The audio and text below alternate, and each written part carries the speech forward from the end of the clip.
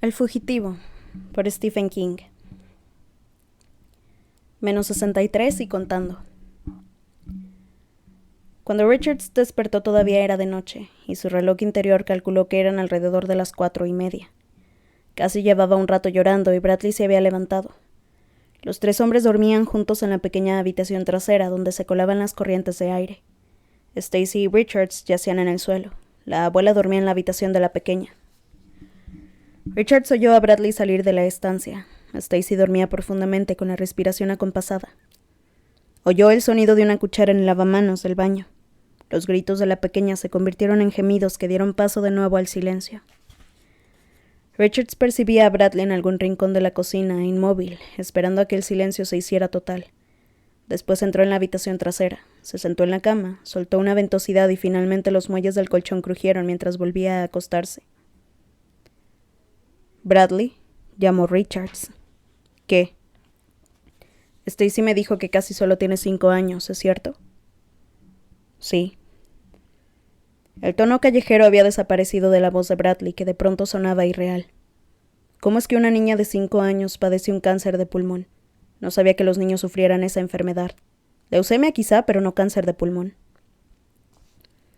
Richards oyó una risa ahogada de su interlocutor. Después Bradley susurró. «Tú eres de Harding, ¿verdad? ¿Qué índice de contaminación atmosférica hay en Harding?»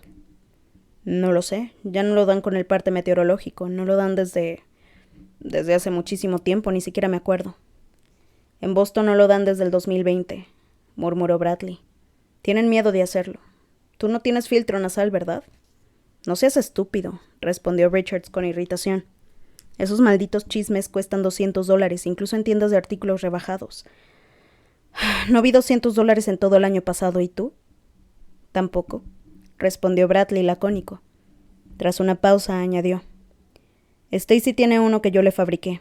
La abuela Rich Golion y otros más también». «Me estás bromeando». «Para nada». Bradley enmudeció. De pronto Richards tuvo la certeza de que su interlocutor estaba sopesando lo que le había explicado y decidiendo si seguir contándole confidencias como aquella.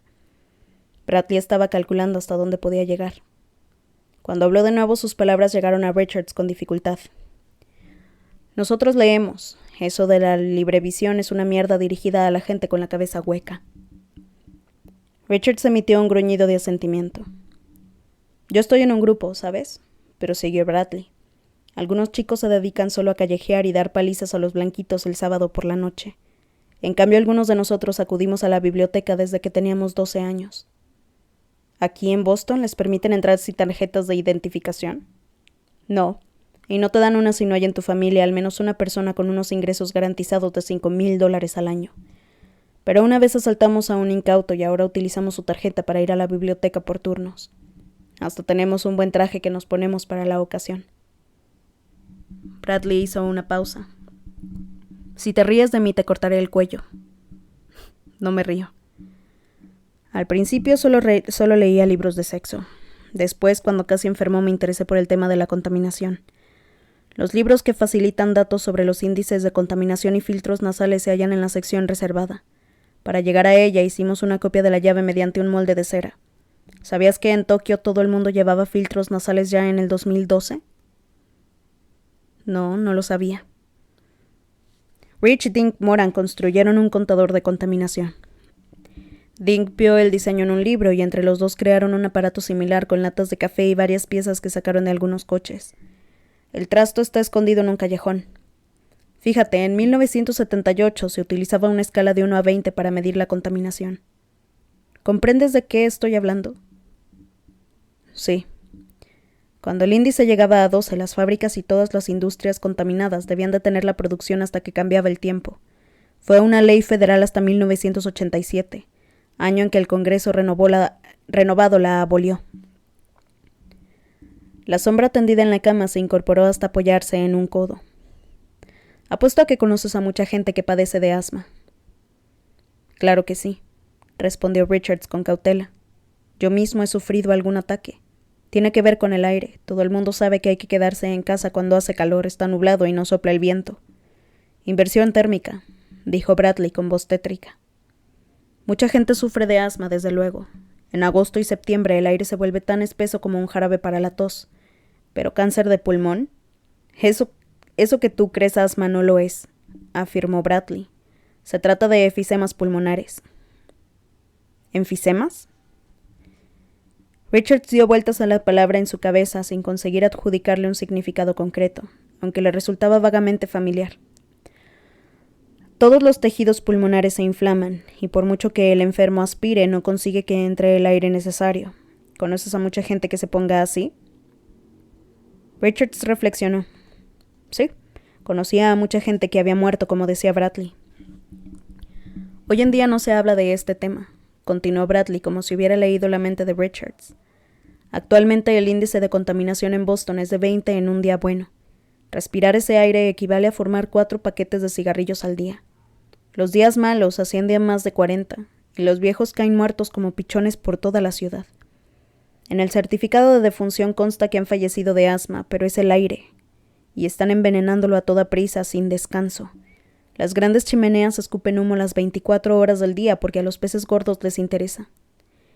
Esos filtros nasales de $200 no valen una mierda. No es más que un poco de algodón mentolado entre 2 trozos de tela. Nada más. Los únicos filtros buenos son los de la General Atomics, y solo los peces gordos pueden permitírselo. A nosotros nos dan la librevisión para mantenernos apartados de las calles, para que muramos intoxicados cada uno en nuestro cubículo sin causar problemas a nadie. ¿Qué te parece todo esto? Fíjate, el filtro nasal más barato de la GA vale $6,000 nuevos en la tienda. El que fabricamos para Stacy, siguiendo las instrucciones de un libro, nos costó $10. Utilizamos una bolita de material nuclear del tamaño de una lenteja que obtuvimos de un audífono comprado en la tienda de empeños por $7. ¿Qué te parece eso? Richards no respondió. Estaba mudo de asombro. Cuando casi muera, prosiguió Bradley, ¿crees que escribirán cáncer en el certificado? Una mierda. Pondrán asma para que nadie se asuste. Cualquiera que robara o falsificara una tarjeta de lector podría descubrir en la biblioteca que el índice de casos de cáncer de pulmón ha aumentado en un 7% desde el 2015. ¿Todo eso es cierto o te lo estás inventando? Lo he leído en varios libros. Amigo, nos están matando. La librevisión nos está matando. Es como un prestidigitador que desvía la atención del público sacando cintas de la blusa de su ayudante, mientras con la otra mano extrae conejos del pantalón y los introduce en el sombrero. Hizo una pausa y agregó con voz soñadora. A veces creo que podría informar de cuál es la situación con apenas 10 minutos ante las cámaras de librevisión. Podría explicarlo y demostrárselo a todos. Si la cadena quisiera, cada persona podría disponer de un filtro nasal eficaz. Y yo estoy colaborando con ellos, intervino Richards. No es culpa tuya. Tú tienes que huir. En las sombras delante de Richards aparecieron los rostros de Killian y Arthur M. Burns. Deseó sacudirles, destrozarlos y pisotearlos.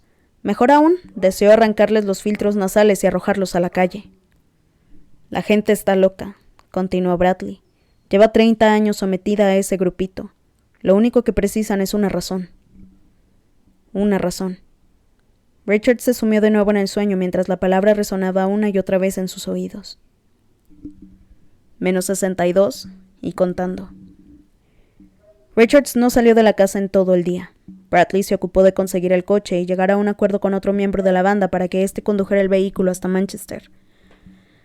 Bradley y Stacy regresaron a las 6, y el hermano mayor señaló con el pulgar hacia el librevisor. Todo a punto, amigo. Allá vamos. ¿Ya? Bradley esbozó una sonrisa carente de humor. ¿Acaso no quieres verte en una emisión de costa a costa? Richards descubrió que realmente le apetecía, y cuando aparecieron los rótulos de presentación de El Fugitivo, los contempló fascinado. Bobby Thompson fue enfocado por la cámara, impasible, sobre un estrado refulgente de luz en medio de un mar de obscuridad. «Atención», decía Bobby Thompson. «Este es uno de los lobos que camina entre ustedes». En la pantalla apareció en primer plano el rostro de Richards. La imagen se mantuvo fija unos instantes y se difuminó hasta ser sustituida por una segunda fotografía de Richards, esta vez con su disfraz de John Griffin Springer, De nuevo surgió la imagen de Thompson, que ofrecía un semblante grave. Esta noche me dirijo en especial a los habitantes de Boston. Ayer por la tarde, 5 policías perecieron de forma horrible, abrazados en el sótano del hostal de la YMCA de Boston, a manos de este lobo que les tendió una astuta y despiadada trampa. ¿Qué rostro tiene esta noche? ¿En qué lugar se encuentra ahora? Mírenlo y fíjense en él. Thompson dio un paso a la primera de las cintas que Richard había grabado por la mañana, y Stacy había depositado en un buzón de la avenida Commonwealth al otro lado de la ciudad. Había permitido que la abuela jugara con la cámara después de haber cubierto la ventana y los muebles de la estancia.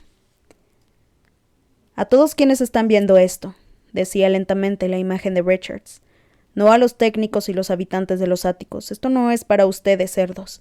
Me dirijo a la gente de los suburbios, los guetos y los pisos baratos. A ustedes, los de las bandas de motos, los parados, los jóvenes arrestados por delitos que no han cometido, o por drogas que jamás han probado, solo porque la cadena quiere asegurarse de que no se reúnan. A todos ustedes quiero hablarles de una monstruosa conspiración que intenta privarles del mismo aire en su... Siguió una mezcla de chasquidos, pitidos y barboteos. Un momento después se hizo el silencio. En la pantalla Richards movía los labios, sin embargo no se oían sus palabras. Parece que hemos perdido el sonido, dijo Bobby Thompson con tono relajado. Pero no es preciso seguir escuchando los desvaríos radicales de este asesino para formarse una idea de a quién nos enfrentamos, ¿no es cierto? Sí, exclamó la multitud. ¿Qué harán ustedes si lo ven por la calle? Entregarlo. ¿Y qué haremos nosotros cuando lo encontremos? Matarlo. Richards descargó el puño contra el gastado apoyabrazos del único sillón de la sala. Los muy cerdos, masculló desesperado. ¿Creías que te dejarían decir eso por antena? Inquirió Bradley con sorna. No, amigo, incluso me sorprende que hayan permitido que llegaras tan lejos. No se me ocurrió, musitó Richards compungido. Ya lo veo, asintió Bradley. La primera cinta se fundió con la segunda, donde Richards incitaba a los telespectadores a asaltar las bibliotecas y pedir tarjetas de lector para descubrir la verdad. Además, enumeró una lista de libros sobre la contaminación del aire y las aguas que Bradley había confeccionado para él. En el librevisor, la imagen de Richards abrió la boca. «Váyanse todos a la mierda». Los labios parecían formar palabras distintas a las que se oían, pero ¿cuántos de los 200 millones de espectadores lo advertirían? «A la mierda todos los cerdos, a la mierda la dirección de concursos. Voy a matar a todos los que vea». La sarta de maldiciones prosiguió interminable hasta el punto de que Richards deseó taparse los oídos y salir corriendo de la habitación. Era incapaz de determinar si la voz pertenecía a un imitador o si se trataba de un montaje a base de cortes de sonido. Tras la cinta de Richards apareció Thompson, cuyo rostro ocupaba media pantalla que compartía con una fotografía de Richards. «Atención a este hombre», declaró Thompson. «Este hombre está dispuesto a matar. Este hombre no dudaría en movilizar a un ejército de descontentos como él para perturbar la paz de las calles con asaltos, violaciones, disturbios e incendios. Este hombre miente, roba y mata. Todos hemos visto ya de qué es capaz». «Benjamin Richards», exclamó la voz del presentador con el tono frío e imperioso de un patriarca bíblico presa de la cólera divina. «¿Nos estás viendo? Si eso sí, debes saber que la cadena ya ha pagado el dinero que has conseguido de manera tan sucia y sangrienta. $100 por cada hora. Ya has permanecido 54 en libertad. Y otros $500 más, 100 por cada uno de estos hombres». En la pantalla desfilaron los rostros de unos policías jóvenes y de rasgos agradables. Las instantáneas parecían tomadas durante un ejercicio de graduación de la Academia de Policía. Ofrecían un aspecto fresco, lleno de savia y esperanza, enternecedoramente vulnerable. Como fondo musical, un solo de trompeta. Y aquí, la voz de Thompson se había convertido en un susurro emocionado. Aquí están sus familias. Las mujeres exhibían radiantes sonrisas. Los niños eran obligados a sonreír a la cámara. Un montón de niños. Richard sintió náuseas y hundiendo la cabeza apretó la mano contra la boca. La mano de Bradley se posó en su hombro cálida y musculosa. «Vamos, hombre, no te pongas así. Todo eso es falso, no es más que un fraude. Probablemente los hombres que te cargaste eran un puñado de cerdos asesinos que...» «Calla», interrumpió Richards. «Cállate, por favor». $500, proseguía Thompson con una voz que expresaba un odio y un desprecio infinitos. La pantalla volvía a mostrar el rostro de Richards, frío, duro, desprovisto de toda emoción, salvo la expresión de gusto por la sangre que parecía transmitir, sobre todo su mirada. 5 agentes, 5 esposas, 19 hijos, $17.25 por cada uno de los muertos, los huérfanos y las viudas. Ah, Ben Richards, qué barato trabajas. Judas consiguió 30 monedas de plata, pero tú ni siquiera pierdes tanto. En este momento, en alguna parte, una madre está contando a su hijito que papá no regresará nunca a casa porque un hombre desesperado y codicioso, con un arma en la mano. Asesino, sollozaba una mujer del público. Cerdo vil y asesino, Dios te fulminará. Te fulminará. El público del estudio entonó el cántico del programa. Miren a ese hombre. Ha recibido su dinero, manchado de sangre, pero quien a hierro mata, a hierro muere. Alcemos a todos nuestra mano contra Benjamin Richards. Las voces cargadas de odio y miedo se alzaban en un rugido prolongado y vibrante. No, esas personas enfurecidas no le entregarían, sino que le destrozarían en cuanto lo vieran. Bradley desconectó el aparato y se volvió hacia él.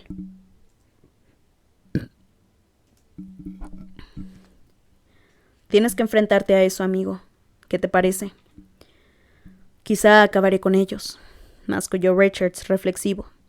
Antes de morir, tal vez consiga llegar hasta el piso 90 de ese edificio y acabe con los gusanos que han creado todo esto. Quizá me los lleve a todos por delante. No hables así, exclamó Stacy lleno de furia. No vuelvas a hablar así. En el dormitorio contiguo casi seguía durmiendo, drogada y agonizante. Menos 61 y contando. Bradley no se había atrevido a taladrar agujeros en el piso del maletero, de manera que Richards tuvo que enroscarse hasta formar un incómodo ovillo con la boca y la nariz pegados a la minúscula abertura del ojo de la cerradura, por donde se colaba un poco de aire y luz. El muchacho había quitado parte del material aislante del interior del maletero alrededor de la tapa, lo que permitía el paso de una leve corriente de aire. El vehículo se levantó del suelo bruscamente y Richards se golpeó la cabeza. Bradley le había informado de que el viaje duraría al menos 1 hora y media y que seguramente encontrarían un par de controles de carretera, o quizá más. Antes de cerrar el maletero le había entregado una pistola. Cada 10 o 12 coches revisan uno a fondo, explicó. Incluso abren el maletero para ver su contenido. Hay muchas probabilidades de que no nos detengan, pero si no tenemos suerte, llévate por delante unos cuantos cerdos. El vehículo avanzó por las calles de la ciudad, llenas de baches y grietas en el asfalto, sobre un colchón de aire que él mismo formaba. En un momento dado, un muchacho se burló a su paso e instantes después un fragmento de asfalto arrancado de la calzada se estrelló contra el costado del coche. El ruido creciente del tráfico y las frecuentes paradas ante los semáforos indicaron a Richards que se hallaban en pleno centro urbano. Permaneció ovillado con la pistola en la mano derecha, pensando en el aspecto tan diferente que ofrecía Bradley, con el traje que utilizaba el grupo para entrar en la biblioteca. Era un sobrio 3 piezas de color más gris que las paredes de un banco, con chaqueta cruzada y una corbata rojo obscuro con un pequeño alfiler de oro de la Asociación Nacional para el Progreso de las Gentes de Color. Bradley había pasado de desastrado miembro de una banda juvenil a sobrio hombre de negocios de color perfectamente consciente de quiénes son los amos. Te queda estupendamente, había comentado Richards admirado. De hecho, parece increíble. Gracias a Dios, dijo la abuela. Sabía que te gustaría la transformación, amigo, aseguró Bradley con aire digno. Verás, soy gerente de zona de la Raygon Chemicals, ¿sabes? Y por aquí hacemos mucho negocio. Una buena ciudad, Boston, muy sociable y jovial. Stacy se había echado a reír. Tú, negro, será mejor que te calles, dijo su hermano. De lo contrario, te haré comer mierda. Pareces un auténtico tío Tom, Bradley, había replicado entre risas Stacy, en absoluto intimidado por su hermano. Pareces un maldito blanquito de mierda. El coche doblaba hacia la derecha, hacia una superficie más plana, y luego descendió por una espiral. Se encontraban en la rampa de acceso a la ruta 495 o alguna vía rápida. Las piernas de Richards parecían atravesadas por unos alambres de cobre, producto de la tensión, 1 entre 12. No está mal. El vehículo aceleró y se elevó un poco más del suelo. Bradley redujo la velocidad bruscamente y se detuvo. Una voz terriblemente próxima exclamaba con monótona regularidad: «Deténganse y prepare su carnet de conducir y su documentación personal. Deténgase y prepare. Ya estamos. Ya hemos empezado. Eres tan peligroso, amigo». ¿Lo bastante para comprobar el cargamento de uno de cada 8 vehículos? ¿O de 6? O quizá registrarían a fondo todos los vehículos que salían de Boston. Bradley dejó el motor al ralentí. Los ojos de Richard se agitaron en sus cuencas como conejos atrapados. Asió con fuerza el arma. -60 y contando. «Salga del vehículo, por favor», decía la voz cansada y autoritaria. «Carnet de conducir y documentación del coche». Una portezuela se abrió y volvió a cerrarse.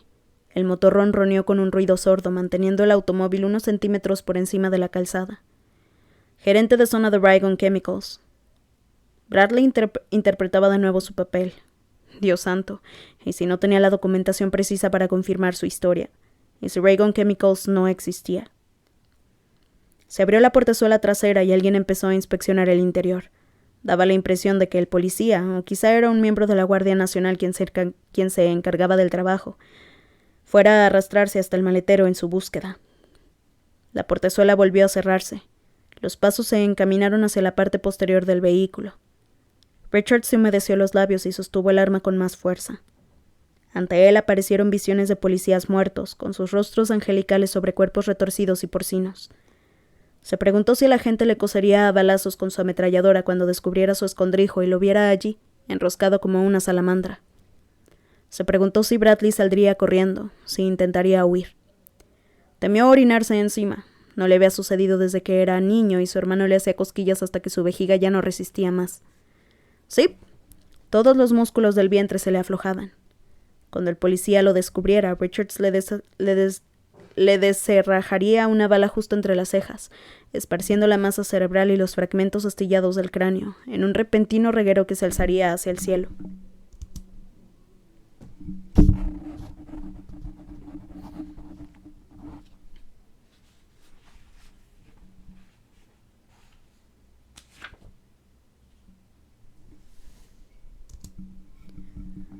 Unos cuantos huérfanos más por su culpa. Sí, eso haría. Ah, Sheila, cuánto te quiero.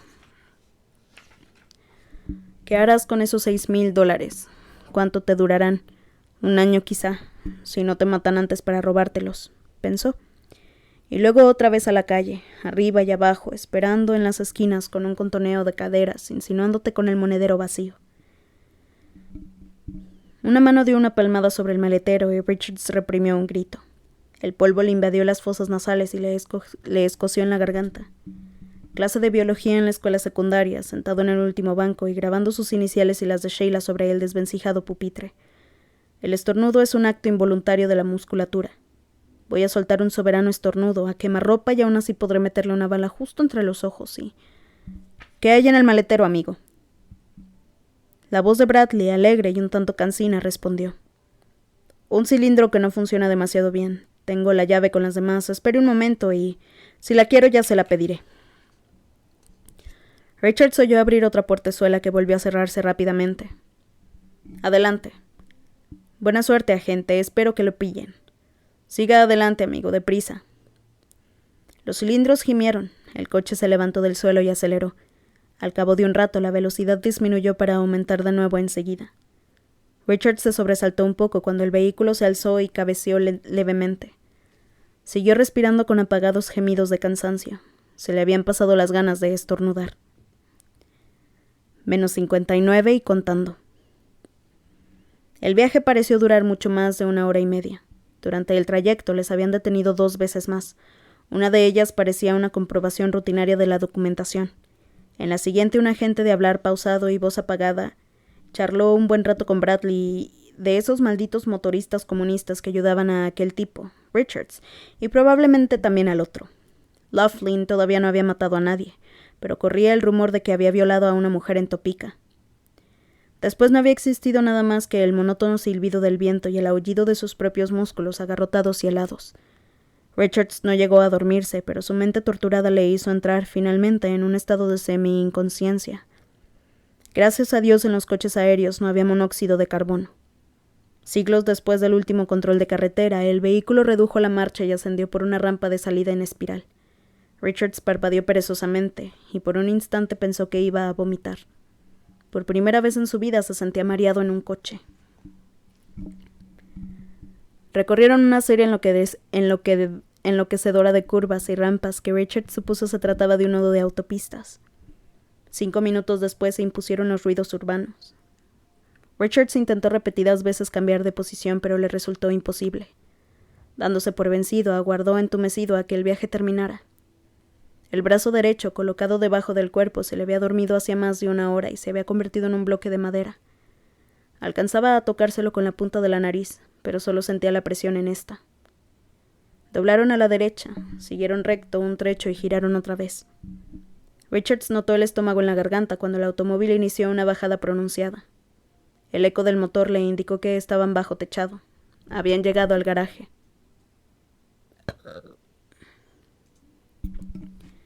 Dejó escapar un débil jadeo de alivio. ¿Tiene el resguardo, amigo?, preguntó una voz. Aquí lo tiene. Nivel 5. Gracias. Continuaron adelante. El vehículo subió, hizo un alto, giró hacia la derecha, luego hacia la izquierda. Entraron en la zona de aparcamiento y el coche se posó en el suelo con un ruido sordo al parar el motor. El viaje había concluido. Tras un silencio se oyó el sonido hueco de la portezuela de Bradley que se abría y volvía a cerrarse. Sus pasos se acercaron al maletero y segundo después la rendija de luz ante los ojos de Richards desapareció al tiempo que la llave entraba en la cerradura. ¿Estás bien, Ben? No, gruñó Richards. Me has dejado en la frontera del estado. Abre esa maldita cerradura. Un segundo. El lugar está vacío y el coche que esperábamos está aparcado justo al lado, a la derecha. ¿Podrás salir deprisa? No lo sé. Inténtalo. La tapa del maletero se levantó dejando entrar la mortecina luz del garaje. Richards alzó un brazo, pasó una pierna por encima del borde, pero no pudo continuar. Su cuerpo acalambrado gritó de dolor. Haciéndole del brazo, Bradley le ayudó a salir. Las piernas se negaban a sostenerlo. El muchacho lo tomó por las axilas y le condujo medio a rastras hasta el desvencijado Chevrolet verde aparcado a la derecha. Abrió la portezuela del asiento del conductor, dejó caer a Richards en él y cerró. Un momento después, Bradley entró por el otro lado. «Vaya», susurró. «Lo hemos conseguido, amigo. Hemos llegado». «Sí», respondió Richards. «Vuelva a la salida y recoja $200».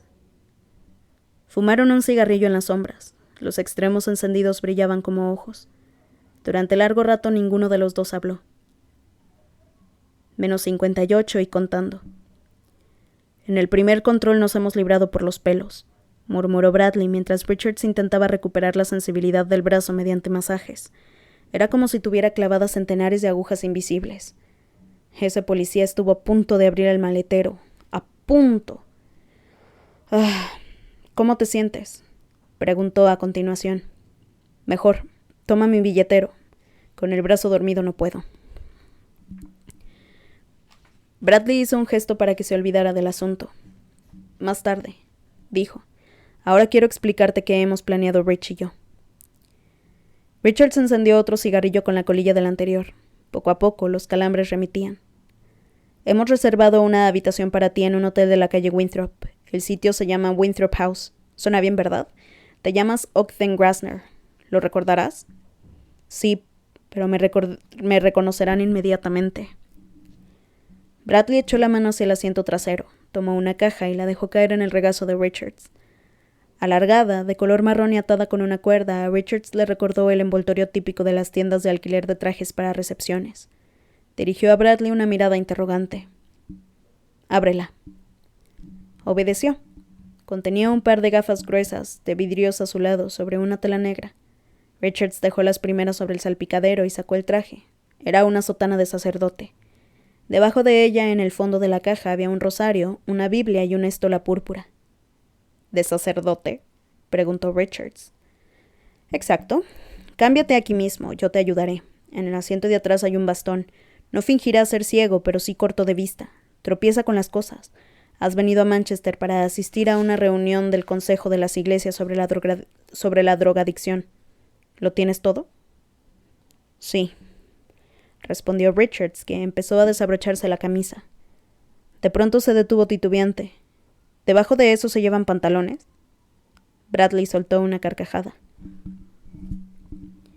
Menos 57 y contando.